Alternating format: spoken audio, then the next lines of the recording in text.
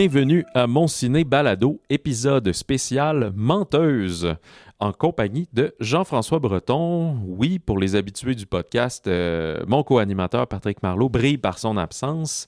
Même lors de l'entrevue avec l'équipe, il n'était pas là. Il est en vacances actuellement. Il m'a d'ailleurs envoyé une photo. Il est en Norvège avec la fameuse montagne où Tom Cruise a fait son saut en motocross dans le précédent volet de Mission Impossible Dead Reckoning. Alors, je ne sais pas s'il se lance sur un pèlerinage Mission Impossible et qu'il va faire toutes les scènes des cascades. Voilà, alors on est passionné de cinéma, vous savez, alors le cinéma nous habite même dans nos vacances. Bref, pour revenir à nos moutons, Menteuse, vous avez sûrement vu des promotions, qu'est-ce qui se passe, des annonces, c'est partout. Ça vous sonne peut-être une cloche? Ben oui, c'est la suite du film Menteur qui avait été le plus gros succès québécois de l'été 2019, de l'année 2019 en fait. D'ailleurs, fait insolite. Aucun film québécois n'a eu un aussi gros succès que Menteur depuis, là, c'est sûr. Il y a eu la pandémie, il y a eu les cinémas fermés et tout, mais là, tout est en hausse. 2024 avait été une très bonne année. Et je crois que Menteuse pourrait être le film qui vient détrôner Menteur pour le nouveau grand succès québécois. Attention, Menteur, quand je dis ça, je pars loin. C'est pas le plus grand succès de tous les temps québécois. Là. Je pense que c'est Bon Cop, Bad Cop. Mais bref, c'est le dernier plus grand succès, si on veut. Là. Je pense qu'il avait fait, j'ai envie de dire 5 millions de dollars, peut-être même 6. Alors que là, je pense que le dernier plus gros succès, c'est Nos Belles Sœurs avec 3 millions. Voilà, bref. Menteur, c'était les personnages de Louis-José Hood et d'Antoine Bertrand. Louis-José mentait à qui mieux mieux pour bien paraître et à un moment donné, ses mensonges sont devenus réalité. Alors, il a fallu qu'il défasse les mensonges, à dire la vérité pour que tout reprenne l'ordre normal des choses. Et il y avait une petite ouverture avec le personnage d'Anne-Élisabeth Bossé, qui joue la conjointe d'Antoine Bertrand, de Phil, qui disait qu'elle aussi mentait beaucoup. Alors là, ça repartait pour dire « Ah non, il y a une autre super menteuse sur la Terre. » Alors, c'est ici qu'on arrive avec Menteuse, où les mensonges du personnage d'Anne-Élisabeth Bossé, de Virginie, vont devenir réalité. Et encore une fois, Phil va devoir aider à défaire tout ça. Lui qui est le seul qui, puisqu'il a vécu de l'intérieur l'aventure du premier film, se souvient de tout ça. Tous les autres ont perdu la mémoire de tous ces changements d'univers, de multivers-là. Qui est une bonne façon, finalement, de jouer avec les codes des fameux multivers de super-héros où on se promène d'un univers à l'autre pour se battre, tandis que là, d'un univers à l'autre, des fois, notre personnalité, notre rôle social, notre statut social a complètement changé. Fait qu'on utilise ces codes-là, on va être plus en profondeur même dans la raison de pourquoi son personnage vient à mentir. C'est pas juste pour bien paraître, c'est pour essayer de consoler tout le monde, de rendre les gens mieux dans leur peau, de les valoriser, sauf qu'on finit par plus savoir c'est quoi notre propre vérité là-dedans. Avec un film plus abouti, en fait, que le premier à ce niveau-là. Même si moi, personnellement, je préfère mes comédies un peu plus ranchy, un peu plus comédies noires, absurdes et autres. J'ai quand même trouvé mon compte dans ce film-là. Plusieurs blagues m'ont bien fait rire dans ce film-là. Une distribution incroyable, des personnages et des comédiens très habités. On discute avec l'équipe. Il était venu à Québec. Le réalisateur et co-scénariste Émile Gaudreault, l'idéateur principal du projet, et les comédiennes Antoine Bertrand et Anne-Élisabeth Bossé. Fait qu'on discute du processus, du cheminement entre les deux films, comment on travaille une comédie. C'est un sujet qu'on avait abordé, je me souviens, avec l'équipe de Ville et Misérables il y a quelques mois, mais c'est un genre un peu différent. Fait qu'eux aussi, comment ils voient ce processus-là? Est-ce qu'on est dans l'improvisation? Comment on fait le timing d'une bonne blague? Ou même dans leur propre carrière, de naviguer entre la comédie, le drame.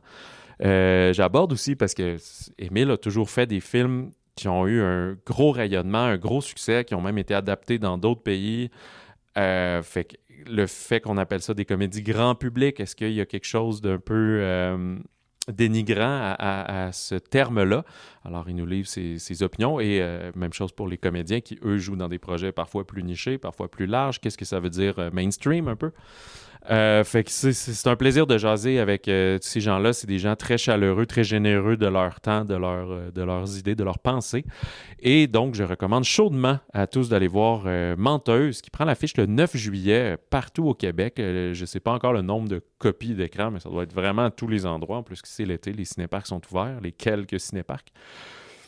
Alors, voilà. Et pour ce qui est de nous, mon ciné-balado, les épisodes réguliers, Patrick est encore en vacances pour quelques semaines, fait qu'on reprend en épisode régulier le 18 juillet, où on couvrira le lot de... Ça risque d'être un bon épisode, le lot de toutes les sorties du 18, plus celles qu'on aura manquées, Superman, Jurassic, etc. Moi, j'aurai des vacances plus tard au mois d'août, mais bref, chaque chose dans son temps. Là, on gardait un peu de secret à tout ça. Alors, voilà, je vous lance avec cette entrevue que j'ai faite avec la merveilleuse équipe de Menteuse. Bienvenue à mon ciné-balado, épisode spécial Menteuse, en compagnie du cinéaste, réalisateur et co-scénariste Émile Gaudreault et des comédiens et comédiennes Antoine Bertrand et Anne-Élisabeth Bossé. Bonjour, gang. Bonjour. Merci de l'invitation. Pire mensonge à vie, guys. Non. Ça part avec la question Non, cliché. c'est ça que je disais hors donc que j'allais pas faire ça. C'est un callback pour ceux qui étaient ici. Mais par contre, si on revient un peu dans le passé, Menteur est encore le plus gros succès depuis post-pandémie. Dans le fond, il n'y a eu aucun film qui a été un aussi gros succès au box-office québécois depuis Menteur. Et je regardais ta filmographie, Émile. T'as beaucoup de gros succès québécois et de comédies. C'est pas gênant, hein? Ouais, c'est ça, qu'on dirait grand public. Est-ce que, dès le départ, c'est un peu ça que tu visais, tu sais, ou Ben écoute, quand j'ai écrit Louis XIX avec Sylvie Bouchard, là, tu sais, je sortais du groupe sanguin. Là. J'avais 26 ans, on venait de faire 700 shows avec le groupe sanguin. Et le groupe sanguin, à l'époque, dans les années 80, là, on faisait des méga tournées. On a fait 100 villes au Québec. Tu sais. On allait partout. Donc, nous, naturellement, c'était grand public. T'sais, notre humour était grand public. On a des gens qui disaient que c'était un peu bon enfant, des personnages, c'était quand même très chaleureux. Puis moi, j'étais là-dedans, c'était mon ADN. Donc, quand j'ai commencé à écrire Louis XIX, le premier scénario que j'ai écrit, ben c'était une continuité. Donc, je me suis jamais posé la question... Est-ce que moi, je veux être grand public ou je veux pas être grand public? C'était juste, j'écrivais Louis XIX, puis là, je sortais je me disais, ça va marcher, ça. J'étais comme chargé de toute cette expérience-là, de scène, d'être devant du public, puis de faire rire des gens, écrire, faire rire, écrire, mettre en scène, faire rire. Ça fait que ça a été une continuité. Ça fait que j'ai jamais eu cette question-là. Mais quand j'étais jeune, quand même, tu sais, moi, je voulais être Stephen King, tu sais. Okay. Que je disais des romans, je voulais être Stephen King, mais après ça, je voulais être Steven Spielberg, tu sais. Ça fait que j'étais quand même je pense que j'avais intuitivement une espèce de volonté d'aller vers quelque chose d'universel. Puis, t'as-tu peur qu'il y a des fois, on associe quelque chose de péjoratif à le côté grand public, puis la question se pose pour vous aussi, la question se pose beaucoup dans le milieu du cinéma quand même, puis même, je dois t'avouer qu'il y a beaucoup d'autres cinéastes, tu sais, j'ai souvent senti du mépris quand même, là, tu sais, puis des gens qui m'ont comme, mais tu sais, je sais pas si tu fais ça de façon sincère, il y a vraiment des cinéastes qui m'ont demandé ça, là, tu sais, si t'es-tu authentique, toi, dans ce que tu fais, tu sais, puis je leur disais, tu peux pas faire quelque chose qui résonne sans être authentique, je pense, tu sais. Ben, grand public, c'est pas un gage de qualité nécessairement. Le McDo, c'est le restaurant qui pogne le plus, ça veut pas dire que c'est bon. Mais il y a des gens qui réussissent à être grand public, puis être touchant, puis être intelligent. Il y en a qui le sont. Là, tu sais, Fred Pellerin, il va chercher plein de monde, puis c'est de la grande qualité. Fait que moi, je trouve qu'Émile, il est plus du type Fred Pellerin que du type merci. McDo. Il y a personne, je pense, qui se lance dans cette aventure-là pour être petit public. C'est ça. Que ce soit un film d'auteur ou que je pense que ces cinéastes-là veulent être vus par le plus grand public possible, tu sais. Ou aller à Cannes. Ouais, c'est ça. Ben là, c'est qui est quand même une forme de grand public aussi. Ben, c'est un public ça, en tout cas que tu mecque vises. Oui, mais c'est là où moi je dis, si eux jugent le travail grand public, ben moi je juge ceux qui font un cinéma pour aller pour plaire d'abord et avant tout à un festival. Tu veux rejoindre un public. Oui, voilà. Puis après ça... souvent, ils vont pas non plus, hein? De toute façon, il n'y a pas de pour être allé recette. dans une couple de festivals, souvent, tu sais, il y a 8 personnes dans la salle, puis tu lis le topo de ça dans la presse, puis tu as l'impression que c'est un succès international. Faut relativiser. Là, à beau mentir qui vient de loin, là, quand tu reviens de Cracovie-Vary, tu sais, là, je suis pas sûr que... Puis en même temps, tu sais, moi, j'adore les films, tu sais, plus personnels, plus indépendants, tu sais. C'est le cinéma que je vais voir aussi, tu sais. Donc, pour moi, c'est comme je me pose pas la question, en tout cas. Puis il n'y a pas de jugement non plus. C'est juste que des fois, tu fais comme, ben, là, moi, je fais mon travail, mais je travaille vraiment fort, on essaie de faire le meilleur affaire. Mais ça, depuis l'histoire de la création, la comédie est un petit peu méprisée. Puis je me suis dit, ben, c'est pas grave, tu sais. C'est vraiment une relation qui est à sens unique, dans le sens où je me souviens, Thierry Frémaux avait dit au Festival de l'Alpe d'Huez, qui est un festival de comédie, puis là, Thierry Frémaux, qui est le boss de Cannes, avait dit « Bonjour tout le monde, vous voyez pas nos films, on voit pas vos films, tout ça, mais on va faire semblant que, tu sais. » Et Gad Elmaleh est monté sur scène, puis il avait dit « Peut-être que tu vois pas nos films, nous, on voit les vôtres. » Tu sais? Fait que... Je sais pas. C'est présomptueux de penser que les gens ne seront pas intéressés par les comme deux. Dit Émile, nous, on est des cinéphiles. Fait que si t'es un cinéphile, tu vois tous les genres de films. Tu as besoin d'être porté par plein d'histoires. Mon film préféré dans les 10 dernières années, c'est quand même Parasite, tu sais, une palme d'or à Cannes. C'est Mais comme, oui. tu fais comme tout en bas de ta chaise. C'est super accessible, Ben Parasite. oui, C'est pas c'est particulier. comme- c'est Oui, c'est juste un très, très bon Tu sais, film. Mommy, c'est un film d'auteur qui a rejoint énormément de gens. Fait que, tu sais, c'est grand public aussi. Je sais pas si tu avais d'autres questions, mais nous, on peut Anatomie d'une rouler chute, là-dessus tu sais, encore. Cannes Non, aussi. pas Moi, vrai. il faut juste que je fasse du temps. Fait que, Ah, mais tu touches une corde sensible parce qu'il y a là où il y a une notion de facilité dans la comédie et dans le grand public. Et ceux qui pensent que c'est facile, je les invite à essayer. Parce que moi, je dis souvent, quand je veux prendre des vacances, je fais du drame. Puis c'est une pirouette parce que il n'y a rien de facile dans le métier qu'on fait. Puis même faire un bon drame, puis écrire une histoire, c'est laborieux et c'est difficile, puis ça demande un travail puis une vigilance.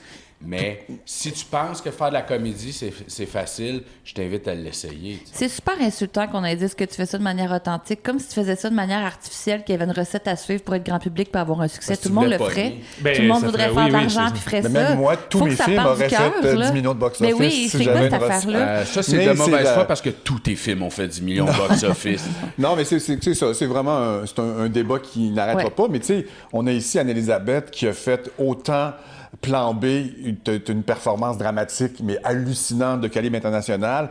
Puis elle fait Gâté pourri en même temps, qui est cette espèce Puis de je fais feu de la d'artifice radio drôle. à Rouge FM, puis tu sais, moi, Non, j'ai mais aucun dans- problème oui, c'est avec ça, mon dans côté le sens givré, que là. il T'es y a- à la ronde aussi quand tu fais les mascottes à la ronde. tu sais, Ça, vraiment, personne là, le sait, mais je tu me garde as ça sur plusieurs side. cordes à ton arc. On ne dira pas laquelle tu fais, comme ça les gens qui se rendront à la ronde cet été. Allez faire des sauront, câlins, ouais, vous allez c'est savoir. ça. Je vais vous le dire dans l'oreille. Vous avez une chance sur 10 de tomber sur Anélie. C'est ça.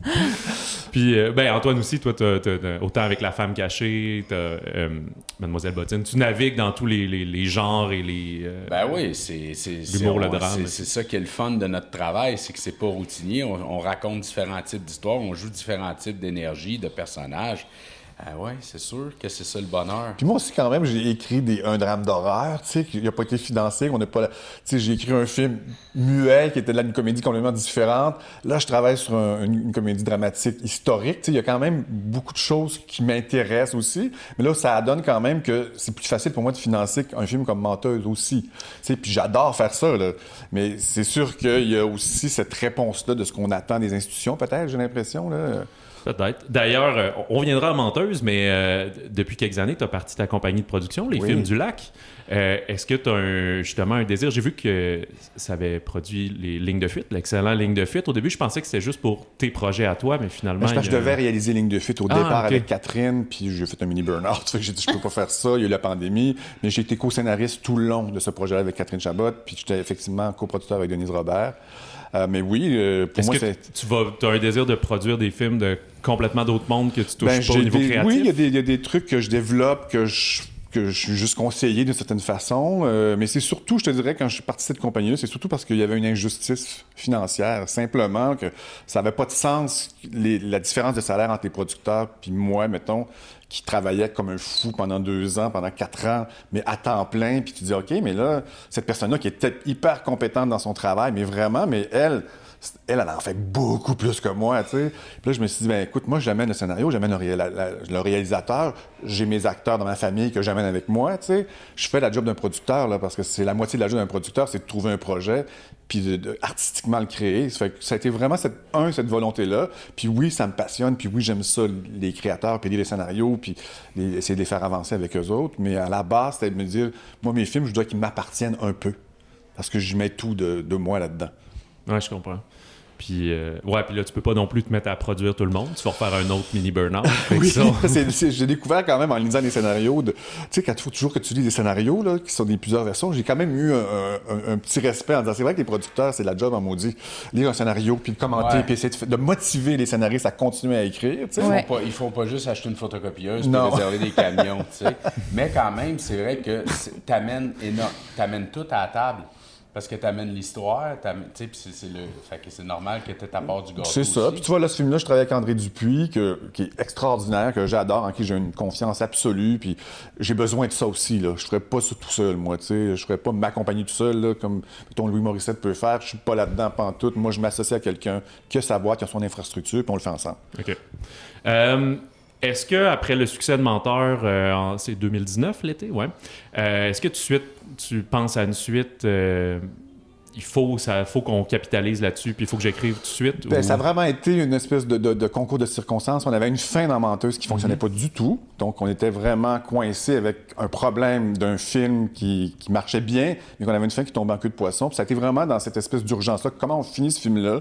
Que moi, je me suis dit, attends, on a une menteuse dans ce film-là. On a le personnage de Virginie, joué par Anne-Élisabeth, qui avoue tout ce qu'elle fait en cachette dans l'urgence. Elle pense qu'elle va mourir. Puis on a ça, nous, dans le film. Puis on a des moines au début du film. Là, je me suis dit, on prend les moines, on les remonte, on fait venir Anne-Élisabeth, on est en montage, on fait venir Anne-Élisabeth, on la filme, on lui fait faire un petit truc, ça va être la dernière image du film. Là, c'était juste pour sauver Menteur, la fin en tout cas, pour qu'il y ait un kick, un petit sourire à la fin, quelque chose, mais quand même, on a fait « ouais ». C'est vrai que là, on a quand même une actrice de génie, on a une femme qui ment, donc ça nous a vraiment donné l'envie à Sébastien, puis à Éric et moi de se dire, je pense qu'on a commencé tout de suite en janvier 2020 à écrire Menteuse. C'est ça, OK, ça n'a pas pris de temps que vous êtes Non, mais c'est à partir du moment où il y avait cette fin-là qu'on s'est aperçu qu'il y avait cette possibilité-là. Puis est-ce que là, on ouvre la porte à... Absolument, oui, la suite encore et encore? Oui. Ça s'appellerait Jeune Menteur. OK. Ce sera comme un adolescent de 13-14 ans. Je pensais que c'était Mentiel. Un jeune menteur, je suis déjà intriguée. Mentiel, c'est qu'il ment à soi-même sur son genre et son orientation toute sa vie. Ça devient vraiment un drame intimiste. Puis... Et là, tout d'un coup, on se rapproche plus du film d'auteur que tu as toujours voulu faire. Ouais. Et tu peux aller le filmer au lac, comme ça, tu vas avoir des shots de dos qu'on voit l'eau pendant qu'il y a une réflexion. Pendant Un paquebot dans la nuit. J'ai jamais vu. Pendant 4 minutes, ce plan. Voilà, ça sera le plan séquence du Québec. Un peu de violoncelle, puis zoup! C'est intelligent, soudainement, il y a une profondeur. Est-ce que le fait de reprendre vos rôles, Antoine, Anne-Élisabeth, est-ce qu'il y a quelque chose d'un peu... j'imagine que c'est grisant, c'est plaisant, mais dire, tu sais, ton personnage était quand même secondaire, puis là, il devient à prendre beaucoup de place. Est-ce que tu auras envie de le modifier par rapport à ce qui était initialement? C'est niaiseux, mais je me suis pas tant rattachée à ce que j'avais fait dans le premier film. Tout était à refaire, à construire, à approfondir.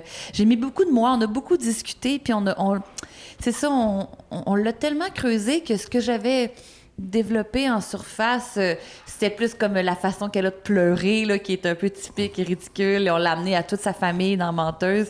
Mais non, c'est ça, j'ai pas le sentiment d'avoir à raccorder là, tant que ça. T'sais. Antoine, lui, c'était plus développé, j'ai l'impression que toi, t'as plus mis les souliers de fil. Là. Oui, mais en même temps, c'est toujours l'occasion quand tu revisites une histoire aussi, tu peux l'amener plus loin. Tu sais, on a modifié quand même un peu Phil par rapport à... Puis la nature aussi, vu que quand c'est ton frère qui ment, c'est une chose. Quand c'est ta femme, c'est autre chose. Tu sais, toi, tes mensonges sont différents, mais je veux dire, les répercussions pour moi, tu sais, c'est la femme que j'aime, puis tout ça. Mais on y a rajouté une petite couche de psychorigidité aussi, tu sais, quelque chose d'un peu plus... Alors que dans le premier, oui, il était droit, mais là, Là, sa droiture devient aussi une espèce de mensonge dans le sens où c'est pas un mensonge de pas accepter l'autre comme il est. Je pense que oui, tu sais, il y a personne de complètement blanc. Fait que ça donne un rebond pour des situations comiques. Puis aussi, ça nous permettait d'aller plus loin dans le personnage. Mais moi, je dis souvent, moi puis Anneli, c'était comme une répète, le premier film pour nous, ensemble. Alors que là, tu sais... Là, tu sais, on passait nos journées ensemble, tu sais, à croiser le fer, puis à jouer au ping-pong ensemble, puis ça, c'était... J'espère que Jeune Menteur va nous permettre de le faire encore. Je ne pouvais pas espérer une meilleure courbe qu'avoir le rôle de Virginie. Oh mon Dieu, décrocher la fin du film. Oh mon Dieu, comme effleurer la surface de ce que j'allais faire avec Antoine. Pour moi, ça m'a juste détendu. J'ai vu comment Émile travaillait, puis ça m'a donné vraiment des ailes pour faire le deuxième. Pour moi, c'était idéal, là. Est-ce que toi, t'abordes tes projets tout le temps de la même manière? Le réalisateur, Émile Gaudreault, est-ce que les 6 ans qui ont passé, 7 ans entre tes 2 films, t'étais différent sur le plateau? Ou... Ben, je pense que j'avais plus confiance, peut-être. T'sais. Puis j'avais une équipe aussi. Il y avait Jean-François Lard à la direction photo, puis Karine Perron comme première assistante. Puis on avait vraiment une espèce de trio de feu, là, où il y avait une espèce d'énergie entre nous, puis de complémentarité, puis de compréhension totale du film qu'on était en train de faire, qui était extrêmement ambitieux, pour le temps qu'on avait, pour les moyens qu'on avait. Mais on est allé quand même à fond là-dedans, en se disant, OK, comment on le fait, cette histoire-là, avec des effets spéciaux, avec des multivers différents. Donc, il y avait... Je pense que c'est vraiment ça. Plus une confiance, plus aussi, tu sais, en vieillissant, heureusement, tu te calmes un peu, tu es moins dans l'auto-jugement tout le temps. Tu sais, moi, je me jugeais beaucoup sur un plateau, puis c'était très désagréable pour moi, là. Personne le voyait autour, mais moi, je me trouvais souvent pas bon. T'sais. Déjà que les nuits sont courtes, en oui, plus, t'es garde éveillé. Donc là, c'était comme, j'étais plus en paix, si tu veux, avec qui je suis, je pense, comme réalisateur, puis aussi, surtout, l'équipe avec qui j'étais, que ça a fait une grosse différence. Mais comme je disais, c'est un film qu'on a écrit depuis tellement longtemps. Puis moi, j'aime vraiment ça, cette étape-là de l'écriture. Puis ce qui m'excite aussi énormément, puis dans ce film-là, ça a été remarquable aussi, c'est à partir du moment où on sait qu'on va tourner, et là, on rassemble les acteurs, et là, on parle du film, et là, on parle des personnages. Puis c'est sûr que tu regardes la distribution qui est dans ce film-là, tu sais, ils ont tous apporté quelque chose à leur personnage, et on réécrit souvent les personnages, on change les situations, tu sais. Avec Anne-Élisabeth, tout le long, elle nous suivait, mais elle a fait des commentaires qui, tu sais, je sais pas si t'as vu le film, je pense, oui, hein? Oui, j'ai vu. Tu sais, bon, il y a un truc de télé-réalité à la fin du film, tu sais, puis pendant 4 ans, le personnage de Virginie était dans une télé-réalité, mais nous, on voyait le making-of. C'est-à-dire qu'elle voyait le caméraman, mais on n'était jamais dans l'émission. Et c'est Anne-Élisabeth, pendant une rencontre, m'a dit, mais pourquoi? Puis ça, c'était comme genre 4 semaines avant le début du tournage, là. Mais pourquoi qu'on n'est pas dans la télé-réalité? Puis moi, j'ai fait tout de suite, ben oui! Mais là, il a fallu réécrire 25 pages, tu sais, à 1 mois du tournage. Mais pour moi, ça, c'est exaltant. Puis, tu sais, d'avoir quelqu'un comme Monica Pinon, puis de dire, OK, toi, tu danses, tu chantes. OK, bien, Christine, Virginie, Julie, elle danse, puis elle chante. Puis, tu sais, et là, il y a comme tout d'aller chercher le meilleur de chacun, puis les idées de chacun, puis les exigences aussi, tu sais. Pierrette Robitaille, elle s'assoit devant moi, elle ouvre le scénario, elle dit ça marche pas. Puis là, je suis comme, ah, t'as raison. Tu sais, c'est de l'instinct pur, c'est de l'expérience. Ça fait 40 ans qu'elle fait de la comédie, tu sais. Puis Rémi Girard, c'est la même chose. Puis Antoine, donc moi, je suis complètement... Je me rends compte que soit je suis paresseux ou j'avais pas tant de demandes, mais j'ai pas apporté beaucoup d'eau au moulin, d'abord. Non, mais... Moi, j'étais content de ce que tu m'avais écrit, j'ai fait mon affaire avec ça. Mais la vérité aussi, c'est qu'on s'était consacré beaucoup à vos personnages pendant 4 ans. Il y avait beaucoup de love. Puis là, déjà. des fois, tu dis les personnages secondaires. Catherine Chabot, à un moment donné, son personnage... Tu sais, ça, c'est encore un mois avant le tournage. Son personnage était plus culpabilisante, tu sais. Puis là, elle fait comme, ah ouais, mais là, on cherche ensemble. Puis là, d'un coup, je sais pas qui a dit, mais elle pourrait être addict, puis être ça à coke. Puis on a fait comme, ben, c'est bien drôle, ça, mais c'est à 1 mois du tournage encore, parce qu'on se parle, parce qu'on se rencontre. Fait que là, c'est comme, hey, on fait ça va être bien mieux, bien plus drôle. Puis pour tout le monde, mais on avait travaillé pendant 4 ans sur vos personnages. Puis comme Catherine est une actrice méthode acting, ben là, elle avait 1 mois seulement pour consommer plonger toutes les au cœur de la drogues, drogue. aller au fond de ça. Trouver le fond du baril en 1 mois, c'est ça pas prend évident. une grande actrice. Ouais, puis là, il faut que tu aies un lousse de budget aussi pour ça, parce que Ça quand même coûte pas cher. donné. Oui, elle a dû Ouais, mais travailler ses Catherine, factures à depuis 6 prod. ans, elle travaille beaucoup quand même. Fait que c'est... puis non, c'est... Vous connaissez tout du monde dans la restauration et tout, fait que c'est facile. Oh, quel préjugé! Voyons donc! Moi, j'ai essayé de suivre, là. Puis, fait à ce moment-là, ça fait que sur le plateau, c'est quand même écrit beat par beat. Là, il n'y a plus tant de place à l'impro. Pas d'impro. Moi, j'aime pas l'impro. Pas de Tu sais, Judd je trouve Apatow, que non, puis je trouve que moi, je le vois, même des fois, les grandes comédies américaines, ils ont improvisé. Je vois du monde qui improvise. Ça me tape ses nerfs parce que c'est pas la même place dans le cerveau. Anne-Élisabeth, une grande improvisatrice, là. Non, mais ça paraît quand on Oui, sort du texte. C'est ça. Puis là, à un moment donné, ça devient comme plus naturel. Fait que le texte a l'air artificiel quand il y a des scènes improvisées, puis j'haïs ça, moi aussi. Mais C'est un on ou l'autre, continue là. quand même pendant le tournage à chercher puis à se dire cette scène-là, il me semble qu'il manque quelque chose dans 2 semaines qu'on va tourner. Puis là, on cherche ensemble déjà comment on pourrait s'assurer qu'elle a tout ce qu'elle a besoin. Donc souvent, la journée même du tournage, on a des nouvelles répliques, tu sais, mais jamais je demandais à un acteur de dire là, écoute, il faut que tu nous trouves un punch. Si il nous manque un punch, tu sais. J'essaie vraiment d'avance le plus possible puis d'en avoir, mettons, 5 puis on regarde ça ensemble, tu sais. Si tu veux faire une sieste complète sur ton lunch, là, faut que tu mettes ton téléphone en mode avion parce que sinon, lui, Émile, lui, il fait pas sa sieste, il réécrit des affaires, puis là, t'entends... Là, tu regardes. Que penses-tu de cette réplique au lieu Nouvelle de telle scène, réplique? nouvelle réécriture, mais tu sais, c'est tellement le fun parce qu'en même temps... C'est mieux en général. Ben oui, ça. c'est mieux. C'est sûr que c'est mieux, tu sais. Puis nous autres, ça nous garde tout le temps un peu sur le bout des orteils. Tu peux jamais être assis confortablement dans tes pantoufles. Puis c'est un beau mélange, je trouve, entre on se prépare depuis 2 mois à jouer ce rôle-là, mais celle-là, faut y aller à l'instinct, puis il faut... Les journées passent bien plus vite. C'est vrai, on a le coup de cocher présent. Moi, j'arrive, je suis réveillée, je suis pas comme si tout le monde s'en fout. À un moment donné, tout le monde influence tout le monde sur un plateau, là. Puis ça peut vite devenir comme... Je sais pas. Quand quelqu'un perd foi, là, c'est tellement contaminant. Alors que quelqu'un quand est paresseux ou ça tire tout le monde vers le bas. Alors que ça donne le goût de donner son maximum puis de toujours être, c'est ça, en état d'éveil, là. Bref. Ouais. Il y a une grande part de succès de la comédie qui vient du montage aussi, de tout film, mais quand même dans la comédie. Puis il y a un... Écoute, je l'ai pas vu hier, je l'ai vu il y a une semaine à peu près, là, mais je me souviens que dans le début du film, il y a un beat que c'est vraiment marqué au montage, qui crée un effet comique et tout.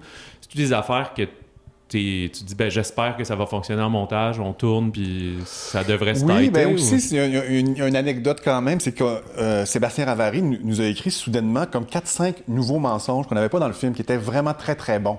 Puis là, j'ai fait, mais Christy, c'est vrai que Virginie, on n'a pas de montage de mensonges d'elle. Puis là, on avait commencé le tournage. Là. On n'a pas de mensonges d'elle en montage qui nous donnerait une espèce de kick. Ça fait qu'on s'est arrangé pour avoir, mais comme 200 nouveaux mensonges qu'Anne-Élisabeth et moi, on choisissait à chaque jour en disant ça, qu'est-ce que t'en penses de celui? Ah oui, ça, c'est drôle, là, maudit. Fait que là, oui, on se rajoutait à la fin de la journée, OK, on a-tu le temps de faire un mensonge aujourd'hui? Oui, il y a une piscine, on va demander aux voisins. Anne-Élisabeth, trouvez un costume de bain, elle est couchée sur un matelas, elle fait son mensonge, on y a réussi à le faire en une demi-heure, tu sais, parce que, justement, je sentais que le début du film, j'ai réalisé ça, des fois c'est vertigineux, là. Mais tu réalises ça, puis tu fais comme, ça l'aiderait tellement de juste partir le film sur cet élan-là, puis toujours dans l'abnégation, toujours pour rendre les gens heureux, ça devient absurde et ridicule, tu sais. Donc, on a senti ça, ce qui fait que ce début-là, c'était quand même la chose la plus dure. C'est comme si on avait passé le tiers de tout le temps de montage à monter le début, puis le tiers de tout le temps de mix sonore à mixer le début. À chaque fois qu'on travaillait sur le film, j'ai toujours, faites-vous-en pas, là, après la première demi-heure, mais ça a été très complexe de trouver l'espèce d'agencement de toutes ces scènes-là, puis de prendre un mensonge, puis le mettre dans le milieu d'une autre scène, puis pour garder ce rythme-là, parce que ça pouvait venir redondant, répétitif. Donc, ce début-là, le montage, là, ça a été épique pour nous, je te dirais. Sans tuer le rythme de ta trame principale. Exactement, avec Arthur Tarnowski, qui est le monteur, mais on fait 6 mois de montage. Moi, je suis là 8 heures par jour, 5 jours par semaine. Tu sais, et je tourne aussi. On a toujours comme un 2h15 de film en partant, tu sais. Okay. Donc, on a l'assemblage 2h15, 2h20, j'ai déjà eu 2h30. Puis là, on travaille, puis tranquillement, le film finit par faire 1h40, 1h45, mais cette abondance-là de matériel, là, au montage, nous permet de ne garder que tous les trucs qui, à la fois, sont les plus drôles, mais les plus touchants, les plus, tu sais. Ça, cette méthode-là, pour moi, je ne ferais pas capable de travailler autrement. De tourner un scénario de 104 pages, là, je viendrais fou. Je pense que le seul autre projet qui a passé autant de temps au montage, ça a été King Dave. Niche, mais je pense que je peux me permettre de la faire ici parce que votre auditoire est sûrement assez compétent pour comprendre la joke. Sinon, on dira que, pour ceux qui ne savent pas, que c'est un long plan séquence. C'est un pléonasme, ça. Ben, le film est un plan séquence complet. Ça serait plus ça de dire. C'est ça. Parce que c'est un long film on est vraiment... avec un plan séquence. C'est ça. C'est un film interminable avec un... Non. Et puis, je me demandais, c'est ça, on parlait des fameux mensonges que Virginie, ton personnage, fait. On est vraiment dans une thématique de comme bienveillance, finalement. Alors que dans le premier personnage de Louis-José Hood, Simon mentait pour bien paraître pour lui-même. Là, c'est pour consoler les gens, pour les réconforter, comme on le voit dans bande-annonce, calvitie, il faut le dire vite. Oui, elle veut vraiment que les autres se sentent bien en sa présence. J'ai comme réalisé que c'est son petit antidépresseur, ça l'empêche d'être dans ses émotions tristes. C'est sa façon d'être toujours dans la joie, d'être toujours un petit peu à côté d'elle-même, mais c'est ça. Annonce de yogourt, là, oui. le nuage. Là, mais tout non, est parfait, tout est beau, là. il n'y en a pas de problème, tout me fait plaisir. Fait que On dit que c'est mensonge par bienveillance, mais plus je réfléchis, plus on se rend compte que c'est du narcissisme aussi parce qu'elle veut que les gens l'aiment. On va appeler Virginie tellement gentille. C'est sûr que c'est des gens auxquels on veut se coller, tu sais. Ils vont juste nous dire ce qu'on va entendre. Des fois, c'est ça qu'on a besoin, mais des fois, on aurait besoin d'un tough love un peu, là, peut-être brassé. Fait que, ouais, elle... Oui, puis ça fait que c'est quelqu'un qui est jamais sincère non plus, là, ultimement. Mais quand elle l'est, elle a même plus accès à sa propre sincérité, je pense. C'est juste un mode de vie. C'est un mode de survie, en fait, pour elle. Je vais dire ça, tout va bien aller. Puis c'est féminin en ce sens que il y a quelque chose qui s'appelle le syndrome de la fille aînée, où on se met cette tâche-là, que tout tienne bien ensemble, que tout soit en équilibre. Donc, c'est ça. Fait qu'elle, si sa famille éclate, ben elle, son rôle, c'est d'être le miel, d'être l'amour qui va ramener tout le monde ensemble. Fait qu'elle est juste dans ce mécanisme-là, puis elle se demande plus c'est quoi la vérité là-dedans, tu sais. Ouais.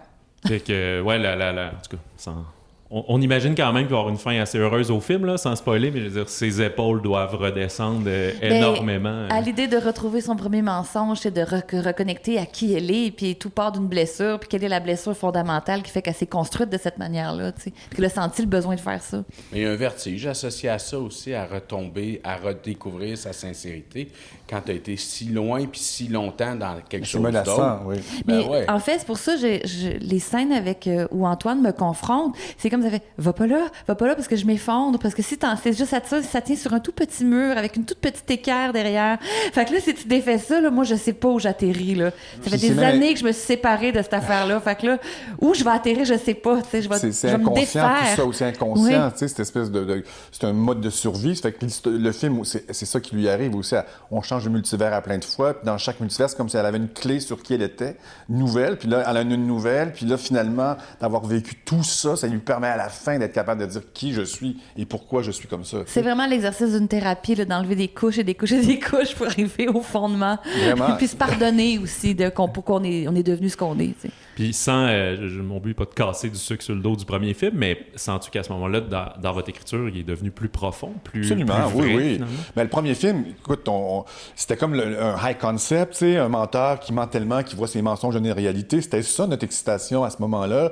Pourquoi on ment par narcissisme, pour se prouver pour notre ego d'une certaine façon. C'est qu'on est allé là à fond avec un multivers d'une certaine façon qu'on a exploité, puis on a écrit cette histoire-là. Puis c'est comme si là on avait comme trouvé les codes d'un principe, d'un univers, tu sais, qu'on n'avait jamais vu au cinéma. D'une certaine façon, cette idée-là n'a jamais été faite. Mais là, quand on aborde le deuxième, nous, c'est sûr qu'on se dit qu'il faut que ça soit meilleur, il faut qu'on aille plus loin. Donc, on peut pas faire la même chose. Donc, cette idée-là d'une femme qui ment par abnégation, qui ment pour rendre les gens heureux, ça nous a beaucoup excités. Et cette idée-là qu'elle continue à mentir. Donc là, on change pas juste une fois de multivers, on change 3 fois, 4 fois de multivers. Donc ça, comme scénariste, ça nous a énormément emballé puis excité. Puis là, on se disait, oui, on a quelque chose. Et je pense que c'est ce qui fait, je pense, que celui-là est meilleur. C'est-à-dire qu'on a bâti sur la fondation du premier. Puis comme il existait ce premier-là, on a pu aller plus loin. T'sais, avec aussi un personnage principal, avec une actrice qui est capable d'être très, très, très vraie dans l'émotion, puis très, très, très drôle. T'sais. Donc ça nous a donné aussi ce champ-là d'écriture. Il y a dû avoir encore plus d'idées puis de multivers exclus que ceux qu'on voit dans le film. J'imagine qu'en brainstorm, oui. tout était possible. oui, c'est Qu'est-ce sûr. qu'il y avait donc? Qu'est-ce qui était coupé? Ben écoute, je m'en rappelle pas parce quand on ça fait focus longtemps sur que c'est mais c'est sûr que supprimé, c'est ça. Écrire ces films-là, c'est aussi de se dire qu'est-ce qui peut être drôle pour Antoine, qu'est-ce qui peut être drôle pour Rémi. Puis là, après ça, on invente le mensonge. C'est comme des fois, j'ai l'impression qu'on écrit un James Bond, dans le dire que là, on est conscient qu'on a besoin de plusieurs poursuites. Ça fait qu'on a besoin quand même d'un moment comique très fort. Donc, on les a, nos moments comiques très forts. Puis après ça, on y met de l'émotion, puis on met un lien qui se tient. Mais à la base, on sait qu'on a besoin d'avoir des moments comiques qu'on n'a jamais vus, qui sont drôles. Puis là, on avait des génies de la comédie comme acteurs. C'est qu'on s'est toujours demandé Pierrette, Rémi, Antoine, Luxonné, comment on peut leur donner aussi ce moment-là où ils vont pouvoir s'éclater puis mettre tout leur talent au service de l'histoire. Je pense que dans Nitro Rush, ils ont fait un peu le même principe, mais avec les visites de location. Ils sont allés voir les lieux, ils ont choisi des lieux où Guillaume pouvait arriver d'arbre en arbre en faisant du trapèze. Ouais, ou la plus petite fenêtre possible. Exactement. Ils ont dit, il peut passer par là, on choisit cette maison-là. Ben, c'est Mission Impossible. Exactement. Ça, c'est le même que c'est bâti. Oui, sûrement. Fait que, voilà. Est-ce que vous avez gardé des faux plis de ton ado attardé ou ta nunuche? Ah mon Dieu. En fait, j'ai acheté pas longtemps après le dictionnaire du chiller de Jérôme 50. Et là, j'aurais beaucoup aimé l'avoir avant, parce que là, premièrement, ça m'aurait permis de comprendre mes dialogues. Mais je l'ai envoyé à Éric Kaboulian, parce que je pense que c'est Éric qui a beaucoup écrit. Sébastien, parce que les autres, ils connaissent encore des jeunes dans leur entourage. Non, j'ai gardé une coupe d'anglicisme, mais à un moment donné, un gars de 47 ans qui drop du slang comme un gars de 14, c'est un peu comme une fille de 50 qui s'habille à Forever 21, tu sais. Fait que ça a été facile de le laisser de côté. Et même ma chorégraphie TikTok, je pense que j'aurais bien de la misère à m'en rappeler là. C'est ça, tu t'es pas parti un compte suite à ça. Non. Moi, ma nunuche, je trouve qu'elle revient quand je suis hangover. Ah ouais, quand ma pensée est lente, là, quand j'ai de la misère à formuler ce que je veux dire, on dirait que tout ce que je dis, ça devient de la science nucléaire. Là. Je veux juste dire, il faisait plus froid hier qu'aujourd'hui. Je fais, hier, c'était moins chaud, dans le fond. Que, on dirait que j'élabore des principes. T'as juste tes antonymes en tête. Je suis juste fatiguée. Fait que, ouais, la nunuche, elle est jamais bien loin. Puis c'était quoi les lèvres? C'était des fausses lèvres ou t'as pas eu? Oui, non, c'était vraiment un le même... pendant 6 mois? Non. Ils ont fait un moulage de mon visage, là, ils ont fait un négatif, après ils ont collé des lèvres. C'est vraiment moulé sur les miennes. Okay. Prothèse du bye-bye, là. C'est le gars qui faisait les prothèses du bye-bye. C'est un grand artiste des effets spéciaux. Oui, il est super. Physique, tu sais, maintenant, des effets spéciaux qui sont générés par ordinateur, mais il y a encore des effets spéciaux physiques, puis lui, c'est le meilleur à Montréal. Puis hyper consciencieux, il est arrivé avec ces lèvres-là, puis c'était toute la journée, on surveillait, puis tu sais, c'était... Oui, c'était quand même fragile. Il fallait que je boive avec une petite paille, j'ai pas mangé. Puis c'est un peu comment c'était collé, ça donnait un petit peu le petit parler aussi. C'était pratique. C'est le même gars qui avait fait les effets spéciaux du poil de la bête. Je termine avec ma 3e référence. Ben là, autoréférent. Je l'ai jamais vu, lui, par exemple. J'ai essayé de le trouver, puis étonnamment, il est pas sur toutes les plateformes. T'es pas seul à pas l'avoir vu, puis je t'enverrai pas de lien. T'as pas une caisse de DVD dans ton sous-sol? Non, mais faudrait demander au pro. Moi, je relis pas ce film-là. Il y avait des bonnes affaires dedans, mais c'est le fun aussi. Ça nous rend humains et ça nous montre à quel point ce métier... Dis-toi qu'il y a autant d'efforts dans un film comme ça que dans un grand succès. Assurément, c'est ça. Puis d'ici là, vous venez de tourner ensemble Les Furies. Fait que là, vous êtes rendu, pas un couple, mais un duo de comédiens qui vont jouer à jamais. Moi, si Anneli n'est pas dans le film, je dis non. Oui, mais par contre, c'est vraiment en mineur. Moi, ce que je fais dans Les Furies, c'est cette gang de féroces furies-là, de femmes, de beaux personnages. Là, Anneli est vraiment plus présente dans ce scénario-là de Gabriel Côté. Là. Mais oui, Antoine fait notre demi-frère à Gabriel Côté et moi. Okay. Et c'est un peu le vilain dans l'histoire. C'est quoi son caractère? À Antoine? Oui, dans le film. Couillon. Couillon. il était décrit comme un redneck sensible, puis je trouve que ça le décrit assez bien. Mais ce qui en ressort, c'est couillon. Non, c'est pas vrai. Mais je sais pas. Mais oui, mais moi aussi, je tournerai avec Antoine tout le temps. Il élève la barre tellement haut, il est tellement élégant et professionnel, et il donne pour le club à chaque jour. Il est jamais éteint. C'est vraiment un comédien généreux, talentueux, toujours à la recherche de la vérité. Sincèrement, je n'ai que du bon à dire d'Antoine Bertrand. Ben, on voit de toute façon les deux que vous êtes très aimants de votre métier aussi, de cette forme de privilège, mais qui vient aussi d'un talent. Essayer d'être méritant aussi, tu sais. Oui, voilà. Dans la gratitude. Fait que si nous, on continue au fil des années, peut-être que dans 25 ans, on fera des podcasts, puis là, je vais peut-être dire, on dirait que t'as perdu un peu de magie, là. Oui, tu pourras, tu diras. Je t'encourage à nous le dire, si jamais tu sens qu'à un moment donné, on joue fessier, comme dirait ma blonde, là, tu nous le diras. Ah, c'est puis, bon, jouer toi, Émile, est-ce que tu travailles sur autre chose d'ici peut-être une suite? On change d'univers un peu, c'est ça? Oui, des super beaux projets, là. On finit Menteuse là, mais oui, j'ai un film historique que j'espère tourner, une coproduction en France aussi, j'aimerais ça tourner. Donc, puis j'ai un autre scénario déjà écrit, tu sais. Moi, j'écris tous les jours, c'est que j'ai pas tourné pendant 5 ans, donc j'ai comme tellement de scénarios déjà. OK, ouais, puis tu sais, la guerre pas la guerre, mais la bataille du financement un peu, là. Ouais, c'est ça. Chaque fois, c'est toujours une question à savoir, est-ce qu'on va réussir? Mais bon, c'est le lot de tout le monde qui font. Mais c'est rendu ça, hein, tu sais, à Téléfilm, c'est comme le Hunger Games, là, ils mettent l'enveloppe au milieu, ils réunissent 160 cinéastes, puis avec 3-4 armes là, de ton choix. Une vieille machine à écrire. Le dernier, des catapultes, des vieilles choses. Là, oui, des stylos. Des stylos. Donc, c'est des petits stylos, des machines à écrire. Émile qui a tué Guy Edouin dans le living room avec la dactylo. Donc, Exactement. c'est lui qui va avoir son film cette année. Ou c'est juste t'as 500 000 de plus ton film. Ouais. Un autre, là, c'est ça. Puis voilà, on encourage tout le monde à aller voir Menteuse en salle, qui est une excellente sortie, beau temps, mauvais temps, combattre le cinéma américain par des excellents produits québécois Fait que également. t'as aimé ça? Merci. Oui, je trouve que c'est justement, s'il y a pas le, on revient à ce qu'on disait d'entrée de jeu, pas le défaut d'être juste, c'est grand public. Ce qui veut un peu rien dire, c'est qu'au final, il y a des blagues qui m'ont vraiment touché, là, qui ont vraiment Fait mouche. voilà, sur moi. Fait que oui, je trouve que c'est une valeur sûre, finalement. On y trouve son compte. Est-ce que déjà, il va y avoir une adaptation internationale? Est-ce que les droits, vu que le premier a été Il y a acheté... vraiment en ce moment des négociations avec un gros major américain, là, Ah mais ouais, ok. je dois t'avouer que c'est un peu surréel tout ça. Parce que Ah, je c'est savais comme- pas. Oui, je suis là-dedans. En ce moment, je reçois des textos puis des courriels, puis c'est complètement débile, mais c'est une des grosses multinationales de la planète là, qui veut Ok. faire un remake. Mais... Dans les négos, j'imagine que tu te bats bec et ongle pour que moi et Anneli, on joue nos Ouais, c'est rôles. ça. Oui, à moi, Hollywood, hein. Tony Bertrand, ce qui est drôle en ce moment, puis- juste pour vous dire, c'est qu'en ce moment, là, on reçoit des contrats, c'est comme eux autres. OK, toi, tu payes pas beaucoup d'argent. Cette idée-là, maintenant, t'appartient. Tu peux faire des séries télé, 3 Ah, films. oui. Tu peux les faire dans toutes les langues du monde, mais nous, on n'a pas. Ça nous appartient plus. Donc là, on est en train de dire, hey, on a-tu besoin de faire ça, nous autres, de donner cette idée-là à un. Mais on est là-dedans. Fait que c'est assez passionnant quand même, c'est pas plate. C'est ça, parce que pas- tant qu'à recevoir pas trop d'argent, de voir juste ton produit aller se dénaturer puis s'évaporer. Non, mais c'est tellement. Ce qu'on en disait, c'est Trump qui a écrit le contrat qu'on a reçu. Tu sais, Oh, il y a le wow. gros bout du bâton. Eux autres, c'est la méga corporation. Ils ont le gros bout du bâton. Donnez tout. Vous êtes bien chanceux, là, tu sais, Ouais, des si on petites vous donne des miettes, peanuts Puis pour il votre film. te force à dire merci en réunion, C'est genre ça. Quasiment. comme si t'étais Ben là, nous, on Zelensky, reçoit le contrat seulement. On leur parle pas. Mais en tout cas, c'est assez fascinant quand même de voir. But I'm le sure they're pouvoir qu'ils listening ont. to us now. Oui. And if they're looking for a lead actress, my English is really. I have no accent. I Hello. think we can hear it. My name is Tony Burt, and I'm as well pretty good in English. Pretty It's not good. my first language, but you know, in comedy, comedy. I can adapt myself. So, Stephen or Francis Ford, we are available. Merci tout le monde. Merci. Merci à toi.